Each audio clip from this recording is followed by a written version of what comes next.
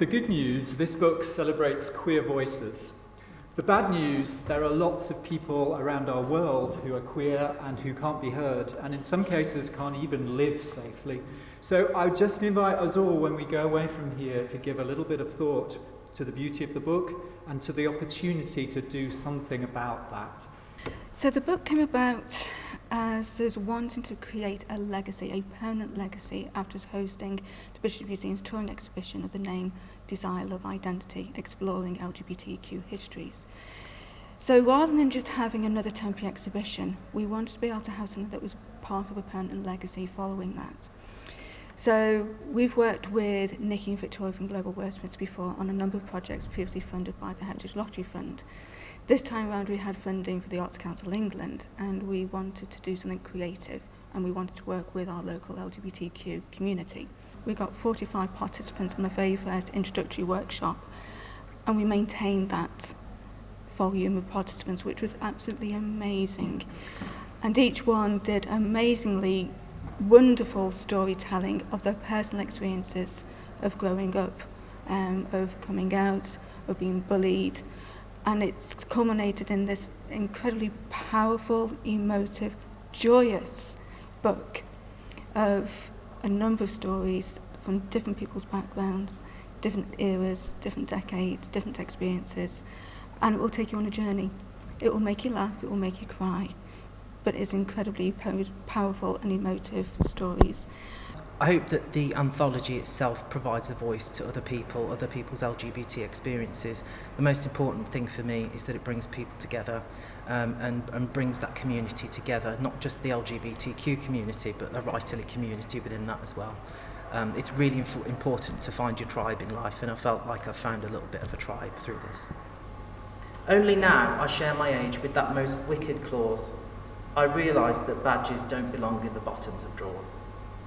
They're not about being showy, arrogant, or conceited. They're about standing up and not being defeated. So, and the opportunity to kind of meet with people and actually work with them, and while learning to write at the same time, was an opportunity not to be missed. I took a step, I tried it, and I enjoyed the writing process, and I do intend to write again. Evil influences and perverted desires.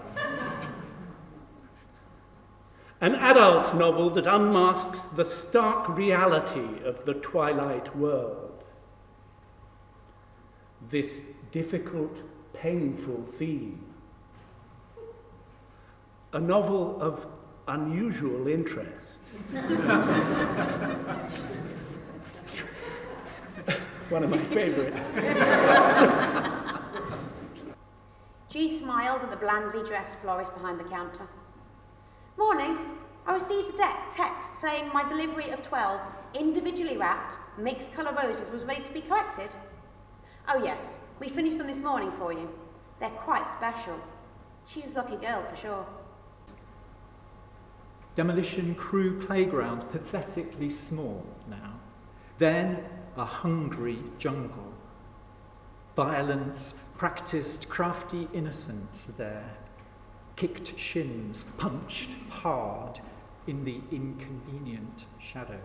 Generous fashion source and provided me with their unwanted high-heeled boots, blouses and halter-neck tops. I never wanted to be a girl, I was just a boy who liked glamorous things. In our pestle and mortar, I crushed pastel crayons to make substitute eyeshadow.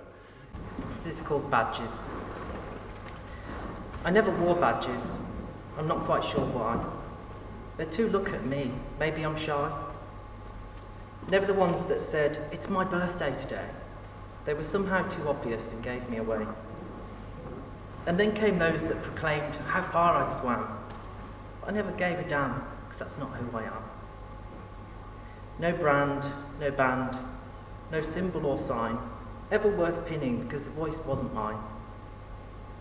Only now I share my age with that most wicked clause. I realise that badges don't belong in the bottoms of drawers. They're not about being showy, arrogant, or conceited. They're about standing up and not being defeated. My elders wore them in protest against stupid laws, recklessly conceived and given assent by the Lords. Legislation that would apparently protect and preserve, that would make someone like me feel like a perv. Those laws prevented education where it was needed, because some moralisers wanted their worldview heeded. And to think they took so long with the age of consent, as if the boundaries of love they could somehow reinvent. So recently, when I looked at some badges from the past, I gave silent thanks as I peered through the glass. Why my forefathers and mothers wore them is now easy to see. I know why they wore them for me.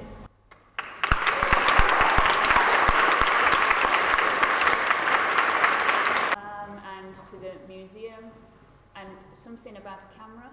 What? Can we get a photo of all the people involved in the project? We'd love to get a photo. I thought of that as well. We'd love to get a photo of all the authors that were involved in the project. So thank you very much, and thank you to all those new faces that have come to support this this book. Thank you very much.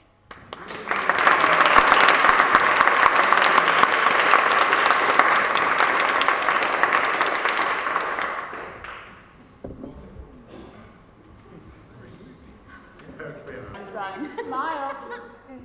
Say neurotics and perverts. Neurotics and perverts. Thank you. Has anybody got their copies of the book?